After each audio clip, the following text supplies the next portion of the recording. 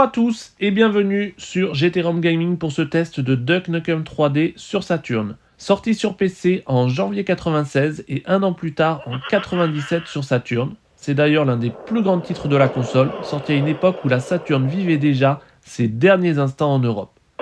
Une fin un peu triste pour une machine qui avait pourtant un vrai potentiel. On est sur un pitch assez simple, des aliens envahissent la Terre, des cochons policiers sèment le chaos, les femmes sont kidnappées et Duck Nukem, héros bourrin et grande gueule, débarque armé jusqu'aux dents pour sauver la planète en balançant des punchlines cultes. Voilà, on démarre. Alors là, on va exploser les barils afin de lancer définitivement cette aventure. C'est parti. Côté gameplay, on est dans du FPS pur jus, exploration de niveaux variés, flingue surpuissant. Derrière lui, on va prendre quelques bastos, c'est bon, il est mort. Vague d'ennemis, quelques boss coriaces, touche réellement unique. Là, je m'étais entraîné un tout petit peu tout à l'heure et j'ai repéré un très beau lance-roquette, vous allez voir. Il est là.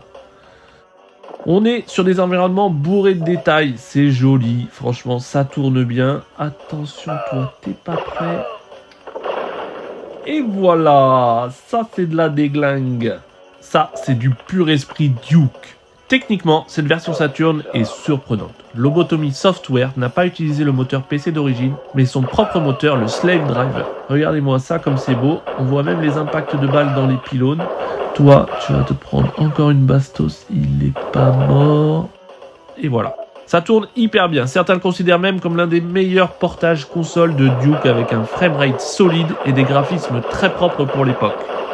Ça tire de partout. Petit rappel de contexte, en Europe, la Saturn sort en juillet 95, 2 mois avant la PlayStation. Mais dès 1996, Sony prend l'avantage. Je les déglingue. Prend l'avantage, environ 15 millions de PS1 vendus entre 95 et 98 contre à peine 1,3 million de Saturn. En 1998, Sega arrête officiellement la console chez nous avec Deep Fear comme dernier jeu européen. Alors forcément, Duck Nukem 3D sur Saturn, c'est un peu un barreau d'honneur. Un portage de grande qualité, mais sorti trop tard pour sauver la console. Aujourd'hui, ça reste un titre culte et une belle démonstration du savoir-faire de Lobotomy Software. Attendez, j'ai soif. Ouf, ça fait du bien. Malheureusement, pas de deuxième opus sur cette Saturn et c'est bien triste. Pour vous rassurer, Duke est tout de même revenu sur PlayStation avec Time to Kill. Mais honnêtement, vu le résultat assez moyen, c'est peut-être pas plus mal qu'il ne soit pas sorti dessus. On en reparlera très bientôt dans un prochain test. Ciao bye sur GTROM Gaming.